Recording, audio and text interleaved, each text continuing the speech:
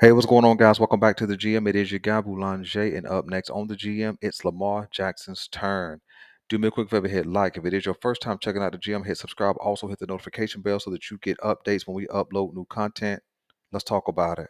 So, it's Lamar Jackson's turn to get some of this fire.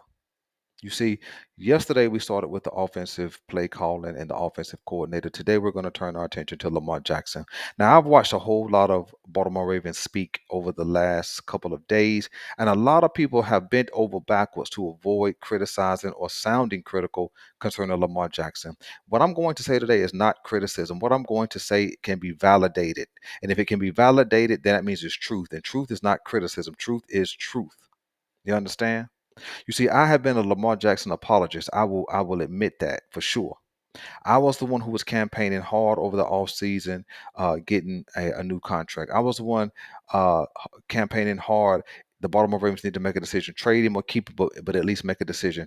I was the one over the offseason criticizing the Baltimore Ravens for not upgrading the offensive unit fast enough.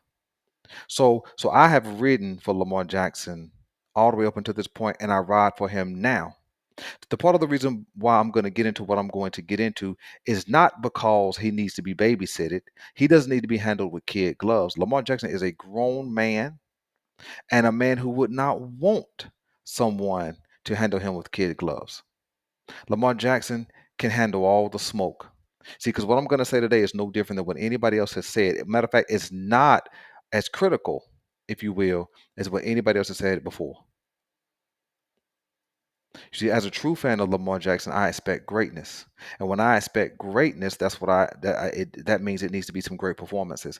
And what we've seen over the last 3 games have not been great performances. I do admit, I acknowledge that I did say that his second game against Cincinnati Bengals was his best game yet, and I was talking about the overall performance. From decision making to timely throws, knowing when to run, knowing when to pass, all those kind of things.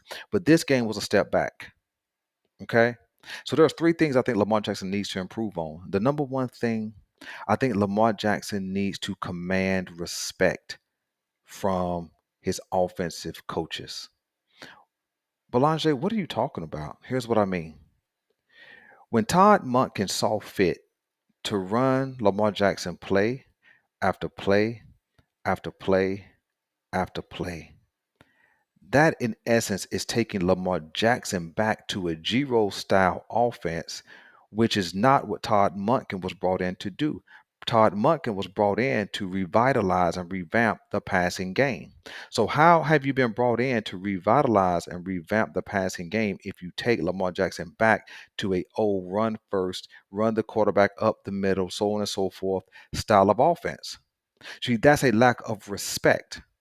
You see, Lamar Jackson has to demand that Todd Monken be able to be creative, to be able to put him in the best situations. One, to stay healthy, because if he's not healthy, this season's over. And at the rate that he's running the ball, especially off of this past week's game play calling, he won't last to the mid season. And so respect means, in this context, respect means you know what I bring to the table. And you've seen what has happened the last 2 years when I've had to carry too much of a load where there's other people on the field who can help carry that load. Todd Monken knows what that has been. That's why he was brought in. And so when he takes Lamar Jackson back to or let's just run you up the middle and take on contact play after play after play. We're talking about 14 carries, 4 sacks, and other plays where he was contacted when he was passing the ball. We're talking about 20 plus hits in this game alone. This is just week 3. Lamar Jackson must demand from Todd Monken, you know what, brother? You can't call plays like that. He has to stand up. Lamar Jackson is kind of a calm, cool, collective kind of dude, laid back, doesn't seem like he's real confrontational. But I think in this moment, Lamar Jackson needs to lead through his confrontation. Confront Todd Monken. Heck, confront John Harbaugh if John Harbaugh is unwilling to stand up with Lamar Jackson. We cannot, the Baltimore Ravens cannot afford to play Lamar Jackson like they just played him, because we're going to get a 2021 resolution and a 2022 resolution, meaning Tyler Huntley, you're starting from week 12 on. That was the resolution in the last 2 seasons because Lamar Jackson was gone from a similar play style. And I think Lamar Jackson, was kind of too nice when Greg Roman was the OC. Yeah, he spoke up a little bit when he said that the defense knows our plays, but that was about it. He never demanded a different play call. He never called out Greg Roman in the media, and I don't think he's gonna do it. I don't think he's gonna do Todd Monken this way in the media. But I think he has to be willing to confront. He has to stand up and be the leader of this team. When you pay your quarterback $260+ million, he is the de facto leader of this team. And so now he has to step to the OC and say, look, brother, you know my skill set. You know what I can do. You know what I'm great at. But put me in a position to one, be healthy. Put me in a position to where I can lead by my play, but stay healthy at the same time. That's the one thing I've had a little bit of a tiff with Lamar Jackson on is the leadership component. I'm not talking about be rah rah on the field. I'm talking about be able to be behind the scenes and confident enough to step to those people who are pulling the triggers and say, "Look, man, we can't do it this way this year.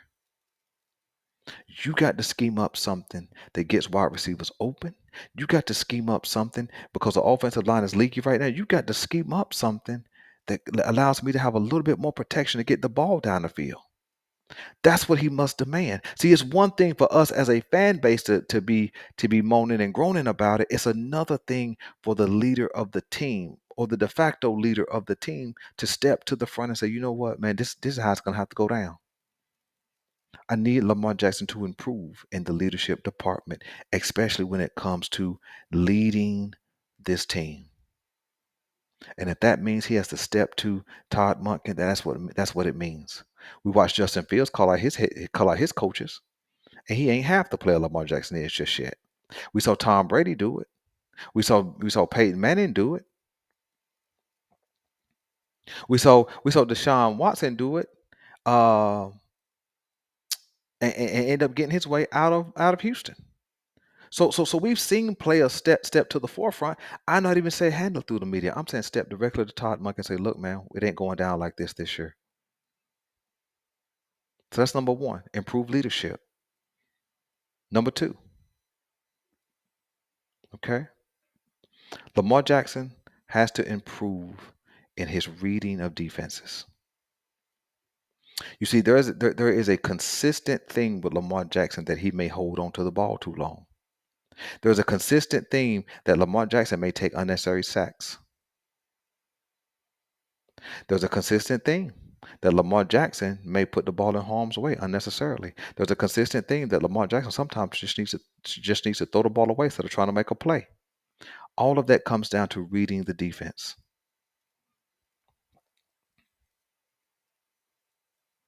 Reading the defense is not just making audibles. Reading the defense is being able to recognize where the blitz is coming from. Is it coming up the middle? Is it coming off the edge? Is it coming from both in the middle and on the edge? But also being able to know if it's coming up the middle, where's my hot route? If it's coming off the edge, where do I look first and second? And sometimes I think he struggles with that. That's why you see him hold the ball on I believe on the strip sack fumble. I believe one of those plays you saw him pump 3 times. Or when he got ready to pump the third time, the ball was coming out his hands. Now you guys can say whatever you want to say. I'm not saying he can't read defenses. What I said, he has to improve. He has to improve because being able to read defenses will make his decision making even better. Yeah, I understand he's throwing at a 72+% clip. Wonderful. But that don't mean anything to me if the offense is taking a step back. Oh yeah, I said it. This offense is not the offense of last year. Last year's offense is at a higher pace than this year's offense. Last year's offense, after 3 games, Lamar had thrown for 218, 318, and something like 215 yards. totaling over 700 yards passing. This year, it's been 169, 237, and 202 with a total of about 608. Now, how was Todd Monken supposed to come in here and revitalize and revamp the offense and the Baltimore Ravens improve that wide receiving corps and we're 100 yards behind last year's pace? Lamar Jackson said he could throw for 6,000 yards. It's looking more like 3,000 like it has been for several years. He's on a 3,000 yard pace, roughly about a 3,400 yard pace. So how can we be on the same pace with supposedly a better offense? Some of that comes right back to Lamar Jackson. Yes, play calling must improve. Absolutely. The run game must improve. Offensive line must improve. Players must catch the ball. All those kind of things. But some of that comes right back to Lamar Jackson reading defenses and making the best decisions.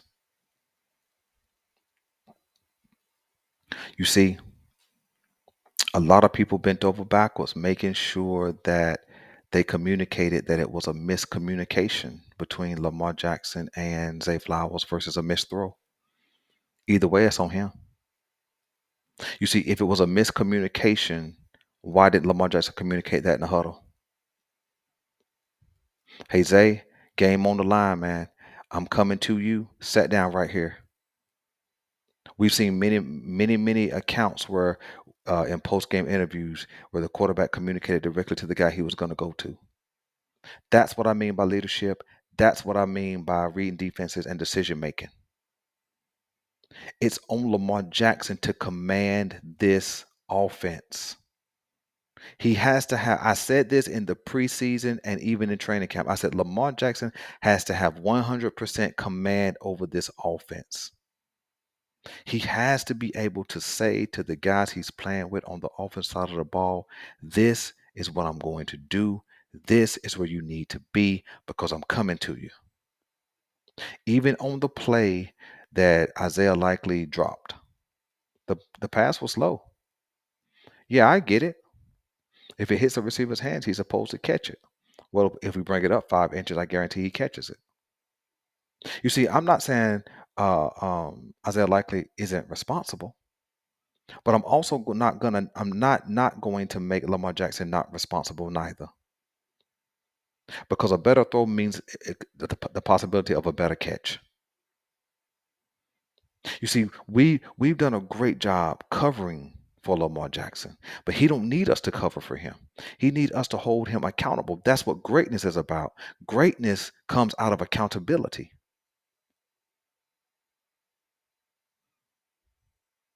And that's what I expect. I expect greatness. My last thing, number three. Number three. Lamar Jackson has not improved in the context of ball handling. There has been a consistent theme over his career where he puts the ball on the ground. This year alone, he has 6 fumbles.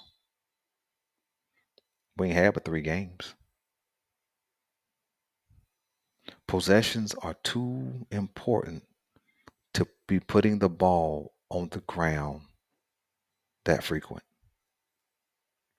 And I'm holding him accountable because by now in his 6th season, he should not be having the same type of fumbles and ball security issues that he had in year 1, 2, 3, 4, or 5. Now you guys may say I'm too harsh. Well, guys was around him and guys were swiping at the ball. That's what defense is supposed to do. They're supposed to do that. They're supposed to try to knock the ball out of the quarterback's hands. So why should I so as a quarterback, what should I be trying to do? Hold on to the ball. I should have an awareness that when these guys are closing in on this pocket, my primary goal is not to deliver the ball, is to maintain possession of the ball so that I can deliver it or so that we can live on for another play. There is no reason we should be turning the ball over inside our 20-yard line. There's no reason. Giving away points. There's no reason. To know that we have a defense that is makeshift in some areas and to put them in a position where they have to continue to grind it out and grind it out and grind it out, where if we just take care of the ball, it allows the defense to get rested. It allows players not to have to play unnecessary snaps. I'm holding him accountable. And if we're real Ravens fans, we would hold him accountable. I've watched too many people try to parlay responsibility.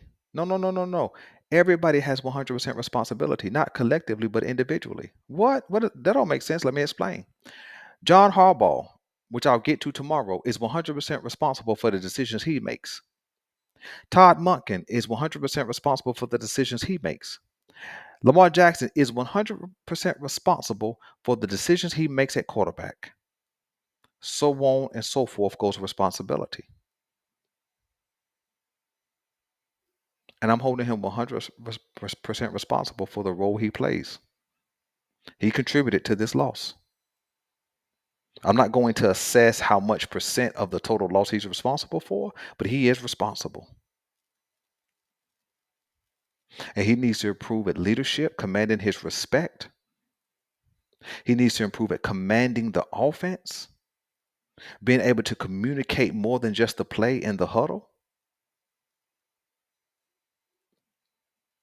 And he needs to make better decisions with the ball, read defenses better, and he needs to improve on his ball security. It's too late in the game to see some of the same mistakes we saw in year 2, 3, 4, and 5.